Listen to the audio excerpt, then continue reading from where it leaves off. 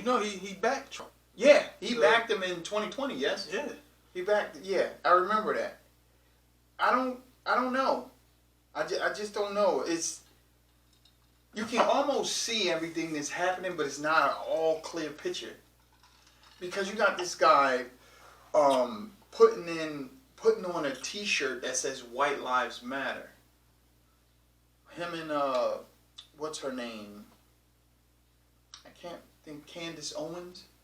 I don't know who that is. Candace Owens. I was just about to say Chelsea Handler or somebody like that. No, this is a black woman. No, it's a black woman. She's a Republican, and she does a lot of pandering.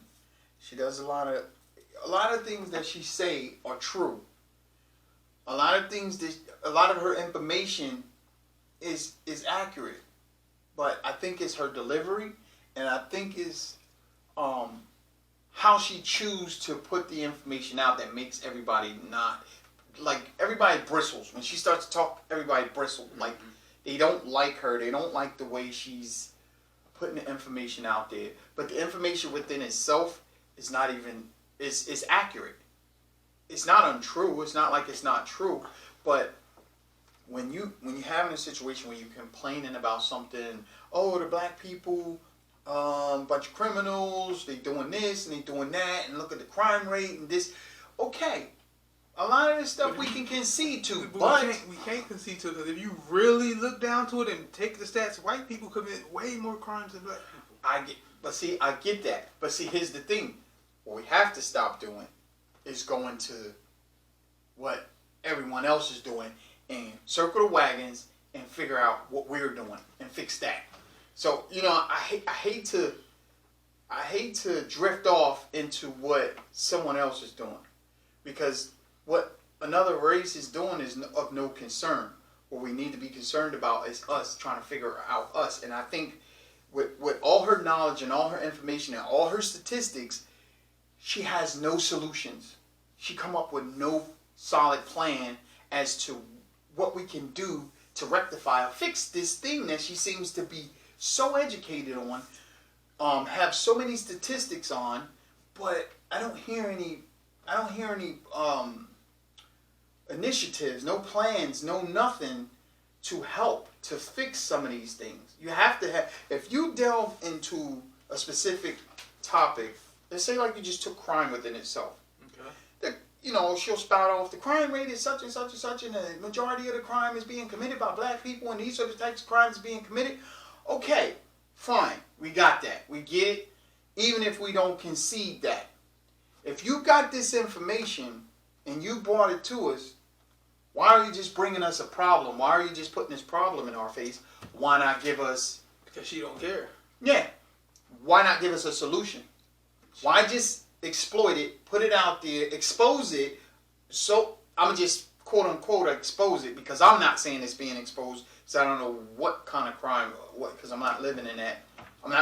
So I don't know. I would say, come with some solutions. Come with some resolve, some way to fix some of the things that we are, as a whole, experiencing. Because I know if I ride up the street and I see a bunch of people, I don't care what color they are. If they look shady or something like that, I'm driving in a Mercedes, man, I'm locking my doors. I'm praying for the light to turn so I can get the hell away from get out of there. Yeah. Like, don't matter what color they are. Yeah, you're not saying anything that don't resonate with the entire American population. But what you're doing is you're singling out the black population. One population, one group of people, and putting it on them. But that's the way of America. If you look at all the top politicians in America, that's what they do. They only do that around election time when Reagan put the war on drugs, who was he targeting? Black people. He wasn't targeting the white people. Right. When that's who he was getting the drugs from. All be told, Reagan was sending drugs himself over here. You ever seen Iran Contra? You ever seen White Boy Rick? Yeah, I've seen that. That was around the Iran-Contra scandal, right? Yeah. Where supposedly, allegedly, the CIA was they gave white people the drugs. funneling money from the ghetto via them supplying them with drugs to fund the war. To fund the war. The war that they was fighting on drugs. Yeah, I get that. But I mean, back to Kanye West. If he ran for president in 2024, I'll vote for The Rock first. If he ran for president, got my vote in 2024. In 2024, what would you do? None. Nothing. Nothing. What can I do? I'm not voting for him, so there's nothing else I could do. It's definitely something to consider. You gonna vote for him? It depends on who else is running. I mean, hold on, stop. Don't even answer that, because Kanye might see this and then see that you saying, yeah, he's going to really run. So, no, just keep that to yourself. Yeah, my one vote probably wouldn't matter to him, but as a collective, I don't know if right now the way the climate is, the way he set things, I don't think that, he's garnered the black vote. He's going to have to do something to rope us back in. Because like I said, like to run in 2024. If they ran in 24, they would definitely get my vote. Who's that? Michelle Obama? Yep. You think she'd come out? I don't think they want to be involved in politics. If she ran, she would definitely get my vote. If she ran in politics, if they came back to politics, I would be surprised. I don't think they want anything else to do with. Me too, but that's the only person that would get my vote right now. The Rock might get my vote. I ain't gonna lie. The Rock might get my vote too. But anybody else? Nope. Well, I ain't voting for Biden, because I know Biden gonna run again. I ain't voting for him. I ain't voting for Kanye. I ain't voting for Trump. I honestly don't think he did too bad. Who? People probably gonna chop my head off for that. But Trump? Yeah. Oh, I don't think he did too bad either. But did too bad. I think where we're at now compared to when he was there, you have to look at the comparison. You want me to tell you the reason why I wouldn't vote for him? Why? Because when Trump get in power, that's when the racist white people feel empowered. That's when they feel, oh, it's safe to come out now. When Trump was in office, to me anyway, that's when all the racist white people just came out, and they wasn't hiding it. Right, but what's the fear?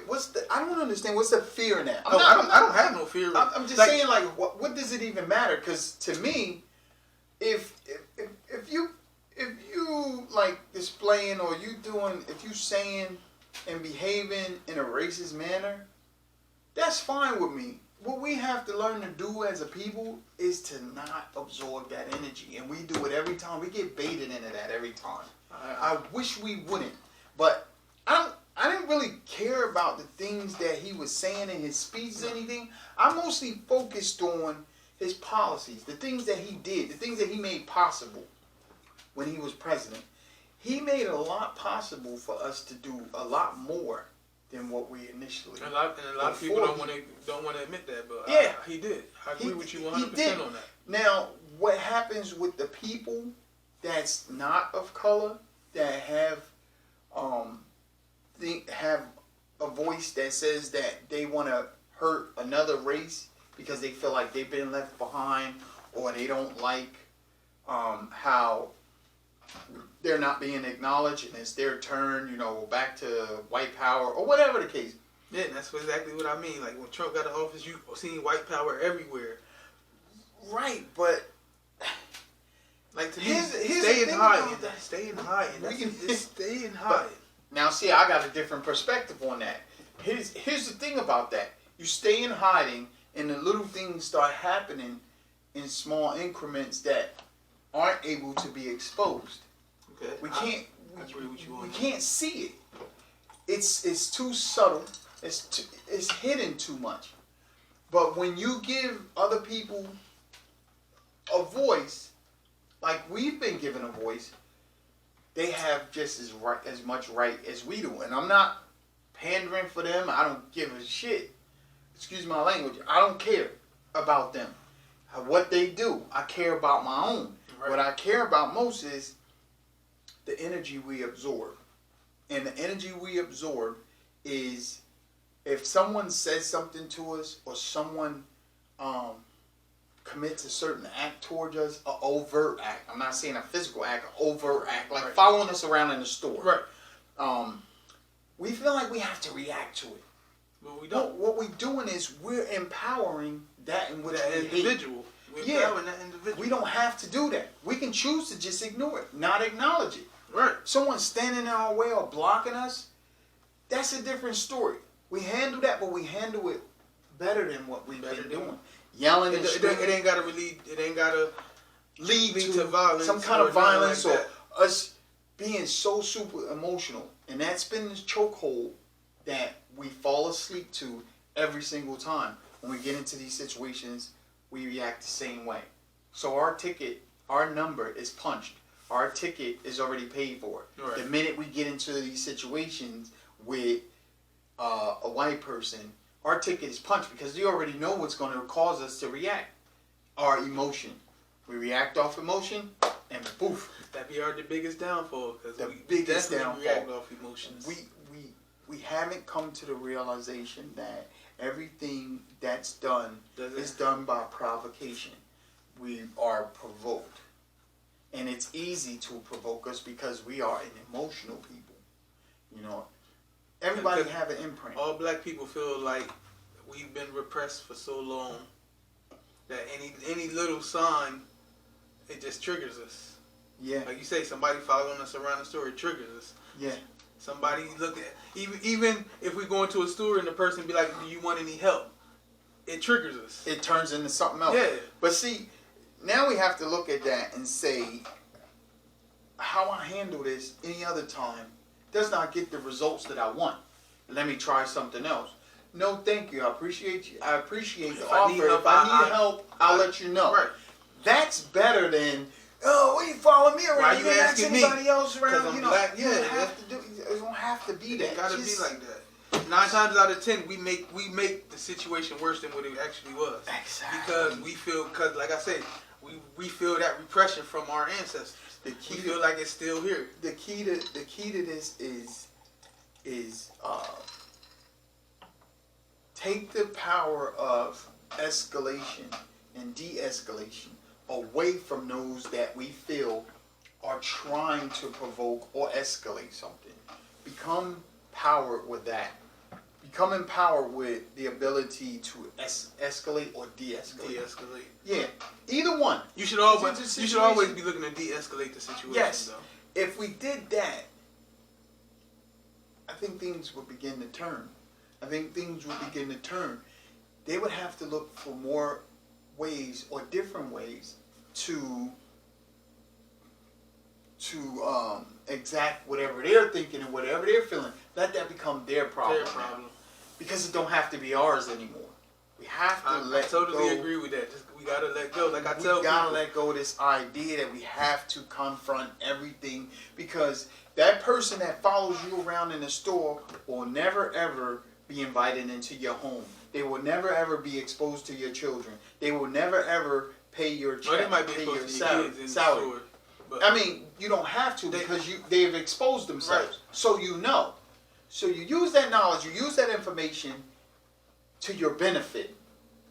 Not give the power and the energy back to the person that gave it to you to begin with. You recognize it for what it is, you sidestep it and let it go by you. Right. And a lot of us don't do that. We think we have to engage. We have to confront it. Yeah, we have to engage, and it's bad. It's bad, and it speaks of, more for us, it speaks in the direction of, we're not making any progress in this area. We're staying the same. How were they rioting in 68? Knocking holes in buildings and breaking windows and burning stuff down. And then when George Floyd died, we get the same thing. Same result. Same thing. How? That means from 68 and beyond, before that, all the way to now, 2022, the mindset hasn't changed. We're doing the same exact thing. Correct. And we're still not receiving any results. How, as an entire people, do we not sit and just realize and recognize that something has to be different?